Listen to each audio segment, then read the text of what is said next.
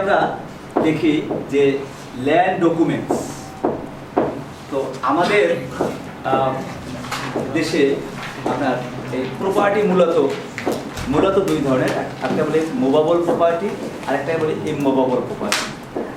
তো ইমমুভেবল প্রপার্টি আমাদের যেটা স্থাবর সম্পত্তি, যেমন ল্যান্ড, বিল্ডিং এবং ট্রিজ, এগুলা ইমমুভেবল প্রপার্টি। আর মুভেবল তো বুঝে নেই, তো আমাদের চেয়ার, টেবিল, সেলফোন ইত্যাদি ইত্যাদি। তো আবার একটা আছে দৃশ্যমান ট্যানজিবল, আর একটা ইনট্যানজিবল প্রপার্টি। যেমন গুডউইল অফ এ বিজনেস, ব্যবসায়ের সুনাম, ইনট্যানজিবল, কিন্তু এটা কিন্তু আমাদের 10টা 50টা বিল্ডিংয়ের চেয়েও অনেক বেশি কিন্তু আপনার মূল্যবান। আর এছাড়াও আমাদের কিন্তু অনেক প্রপার্টি আছে, যেমন ইন্টেলেকচুয়াল প্রপার্টি, এটা আমাদের দেশে কিন্তু অতটা ডেভেলপ করে নেয়। ওয়েস্টার্ন কান্ট্রিতে আপনার আমেরিকা, অস্ট্রেলিয়া, কানাডাতে কিন্তু অনেক ডেভেলপ করেছে আপনার ইন্টেলেকচুয়াল প্রপার্টি। আমাদের এখানে কিন্তু আমাদের কয়েকটা আইন আছে, কপিরাইট আইন, প্যাটেন্ট আইন, ডিজাইন আইন।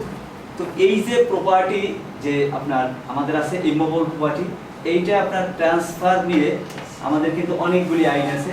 একটা আমরা দেখি আপনার the transfer of property act 1882, তারপর আমার আছে দ্য কন্ট্রাক্ট অ্যাক্ট অফ 1872, তারপরে আছে আমাদের দ্য রেজিস্ট্রেশন অ্যাক্ট অফ 1908, 1908 সালের।